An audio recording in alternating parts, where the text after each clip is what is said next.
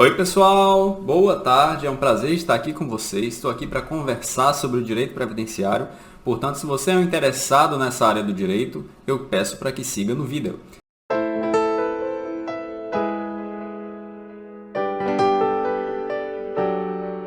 Gente, antes de qualquer coisa, gostaria de pedir para você que assiste esse conteúdo para que se inscreva no canal, para que dê o like no vídeo e para que escreva um comentário. Isso é extremamente importante para a gente aqui no YouTube, isso nos motiva a trazer mais conteúdo para vocês. Então, eu lhe peço de coração, se você estiver assistindo esse vídeo, faça o comentário, se inscreva no canal, curta ele, é muito importante para mim aqui no YouTube. Eu separei alguns temas, né? Lembrando que os comentários de vocês servem de fundamento, né, para a minha imaginação produzir temas. E eu separei alguns temas para tratar aqui hoje com vocês, sem mais delongas, vamos direto ao assunto, tá?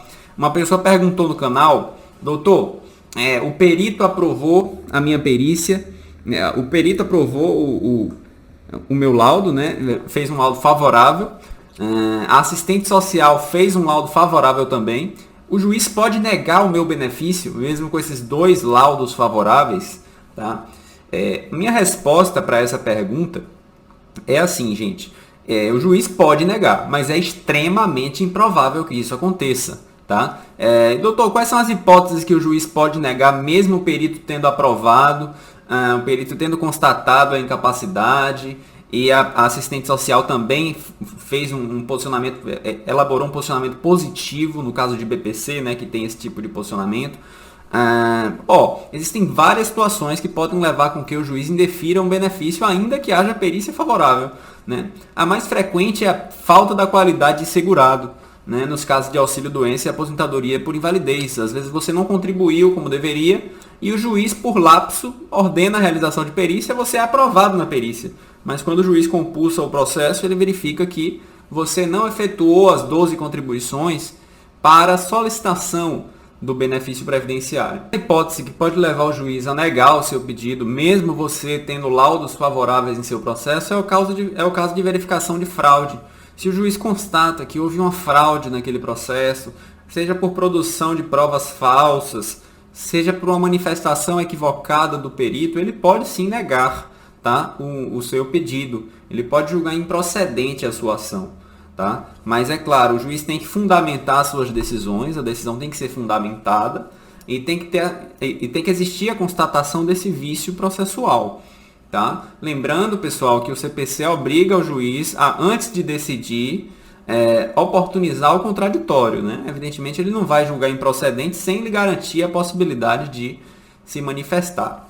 Pessoal, uma situação que eu gostaria de comentar, a gente teve aqui um participante do canal que informou que é cego monocular e teve seu pedido negado, tanto na seara administrativa como na seara judicial, né? É importante deixar claro que a deficiência monocular hoje no Brasil é considerada deficiência sensorial, né? E não sou eu que estou dizendo isso enquanto advogado, não. Quem está dizendo isso é a lei, existe uma lei que foi publicada em 2021, a Lei 14.126, tá? E essa lei assegurou essa qualidade de pessoa portadora de deficiência a aquelas pessoas que têm a deficiência, a cegueira monocular, né? Então, se você tem cegueira monocular e você tem uma renda inferior a 1/4 de salário mínimo per capita, você tem assegurado o direito ao recebimento do BPC-LOAS. Tá? No meu entendimento, e existem diversos julgamentos de tribunal nesse sentido. Então, é importante ficar claro isso. Tá? Agora, isso não significa dizer que você não possa ter o seu benefício reprovado por critério de renda. É claro que se você tiver uma renda familiar altíssima, você não vai ter direito ao benefício. Mas pela questão da deficiência, o direito é assegurado. Tá? Pessoal, um outro tema que merece importância diz respeito à demora do cumprimento das decisões judiciais do Poder Judiciário pelo INSS. Se você tem um processo na Justiça Federal contra o INSS, o juiz deu uma ordem de implantação, uma ordem de pagamento e o INSS não cumpriu, tá? Eu gostaria de dizer que essa é uma situação muito mais comum do que o que parece. Tá? O INSS está descumprindo sistematicamente as ordens judiciais e de outra parte também o Poder Judiciário é leniente com esse descumprimento, já que não arbitra multas e sanções mais duras contra a autarquia.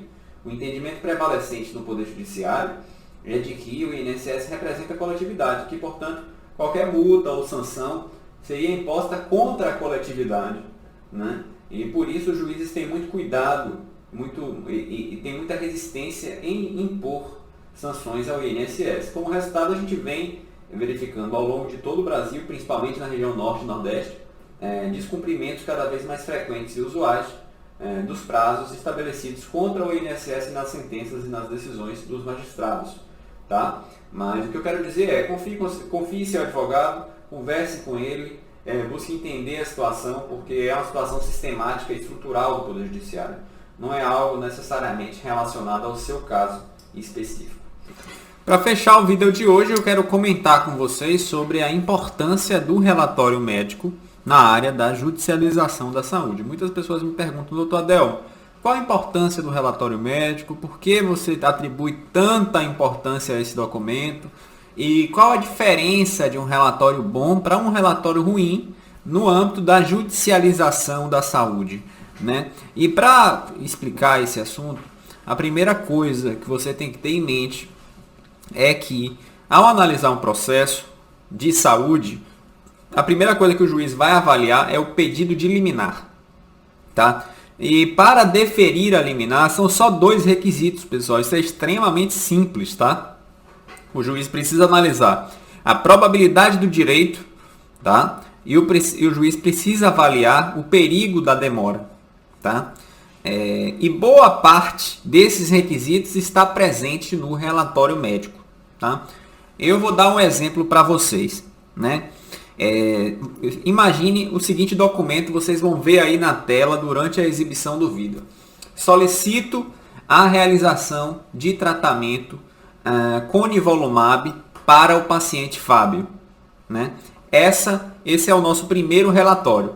É um relatório que eu, Adelmo advogado, considero fraco para a judicialização.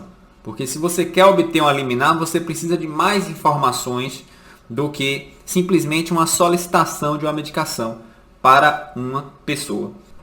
Agora considere a segunda hipótese.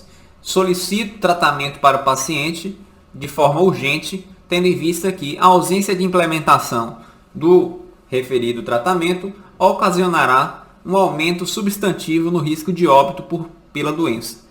Veja como o relatório já exprimiu mais urgência na solicitação final do usuário de plano de saúde. Portanto, o advogado da saúde precisa estar atento ao relatório médico. Sem um relatório médico bom, você está fadado ao insucesso na judicialização da saúde.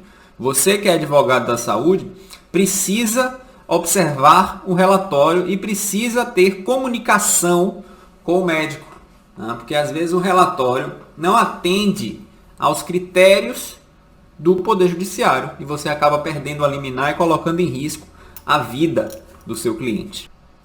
Eu costumo sempre comentar, inclusive com os meus colegas advogados, que quando você está analisando um relatório médico, você precisa se perguntar, e se eu fosse o juiz, né, e me deparasse com esse relatório, qual seria a minha reação? Eu estaria diante de um caso urgente, de um caso que a decisão tem que ser imediata e necessária, ou eu estaria diante de um caso que eu não sei exatamente qual é o grau de urgência, né? É importantíssimo que você, enquanto advogado, saiba transmitir essa urgência para o juiz, né? Porque essa urgência vai fazer a diferença na apreciação do seu pedido de liminar.